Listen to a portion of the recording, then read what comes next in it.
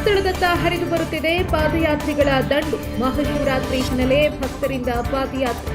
ಸಾವಿರಾರು ಸಂಖ್ಯೆಯಲ್ಲಿ ಭಕ್ತರ ಪಾದಯಾತ್ರೆ. ಚಾರ್ಮಾಡಿ ಘಾಟಿ, ಶಿರಾಡಿ ಘಾಟಿ ಮೂಲಕ ಸಾಗ್ತಾ ಇರೋ ಭಕ್ತರು. ಬೇರೆ ಬೇರೆ ಜಿಲ್ಲೆಗಳ ಭಕ್ತರಿಂದ ಪಾದಯಾತ್ರೆ. ಕೊಟ್ಟಿಗೆಹಾರ ಬಸ್ ನಿಲ್ದಾಣದಲ್ಲಿ ರಾತ್ರಿ ವಿಶ್ರಾಂತಿ ಪಡೆದ ಭಕ್ತರು. ಚಿಕ್ಕಮಗಳೂರು ಜಿಲ್ಲೆಯ ಮೂಡಿಗೆರೆ ತಾಲೂಕಿನ ಕೊಟ್ಟಿಗೆಹಾರ ಬಸ್ ನಿಲ್ದಾಣ. ಪಾದಯಾತ್ರಿಗಳಿಗೆ ರಾತ್ರಿ ವೇಳೆ ಪೊಲೀಸ್ ಭದ್ರತೆ ಒದಗಿಸಲು ಆಗ್ರಹ. ಮಹಾಶಿವರಾತ್ರಿ ಹಿನ್ನೆಲೆ ಪ್ರತಿ ವರ್ಷದಂತೆ ಈ ಬಾರಿಯೂ ಕೂಡ ಧರ್ಮಸ್ಥಳದತ್ತ ಪಾದಯಾತ್ರಿಗಳ ದಂಡು ಹರಿದು ಬರ್ತಾ ಇದೆ.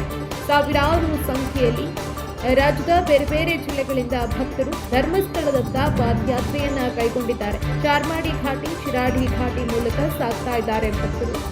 ಇನ್ನು ರಾತ್ರಿ ವೇಳೆ ಕೊಟ್ಟಿಗೆಹಾರ ಬಸ್ ನಿಲ್ದಾಣದಲ್ಲಿ ಭಕ್ತರು ವಿಶ್ರಾಂತಿಯನ್ನ ಪಡೆದಿದ್ದಾರೆ. ಚಿಕ್ಕಮಗಳೂರು ಜಿಲ್ಲೆಯ ಮೂಡಿಗೆರೆ ತಾಲೂಕಿನ ಕೊಟ್ಟಿಗೆಹಾರ ಬಸ್ ನಿಲ್ದಾಣದಲ್ಲಿ ವಿಶ್ರಾಂತಿಯನ್ನ ಪಡೆದಿದ್ದಾರೆ.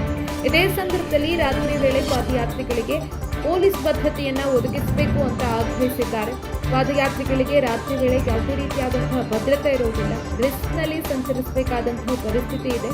ಅವರು ಉಳ್ಕೊಳ್ಳುವಂತಹ ಜಾಗದಲ್ಲೂ ಕೂಡ ಭದ್ರತೆಗೆ ಸಂಬಂಧಪಟ್ಟಂತೆ ಯಾವುದೇ ಕ್ರಮಗಳು ಕೈಗೊಂಡಿರುವುದಿಲ್ಲ. ಹಾಗಾಗಿ ಪೊಲೀಸ್ ಭದ್ರತೆಯನ್ನ ಒದಗಿಸಬೇಕು ಅಂತ ಭಕ್ತರು ಆಗ್ರಹಿಸಿದ್ದಾರೆ. ಒಂದು ಕಡೆ ಕೊಟ್ಟಿಗೆಹಾರದ ಬಸ್ ನಿಲ್ದಾಣದಲ್ಲಿ ಧರ್ಮಸ್ಥಳಕ್ಕೆ ತೆರಳುವ ಯಾತ್ರಿಕರು ವಿಶ್ರಾಂತಿಯನ್ನ ಪಡೆದರೆ, ಮತ್ತೊಂದೆಡೆ ಮೂಡಿಗೆರೆಯ ಹ್ಯಾಂಡ್ ಪೋಸ್ಟ್ ಬಳಿ ವಿವೇಕ ಜಾಗೃತ ಬಳಗದ ವತಿಯಿಂದ ಸಾವಿರಾರು ಪಾದಯಾತ್ರಿಗಳಿಗೆ ಅನ್ನ ಸಂತರ್ಪಣೆ ಹಾಗೂ ಸದ್ವಿಚಾರ ಕಾರ್ಯಕ್ರಮವನ್ನು ಆಯೋಜಿಸಲಾಗಿತ್ತು. ಸೇವಾ ಕಾರ್ಯದಲ್ಲಿ ಬಳಗದ ಪದಾಧಿಕಾರಿಗಳಾದ ರಾಜೀವ್, ನಂಜುಂಡಪ್ಪ, ಮಹೇಂದರ್ ಸಿಂಗ್ ಸೇರಿದಂತೆ ಜಾಗೃತ ಬಳಗದ ಸದಸ್ಯರು, ಕಾರ್ಯಕರ್ತರು ಭಾಗಿಯಾಗಿದ್ದರು.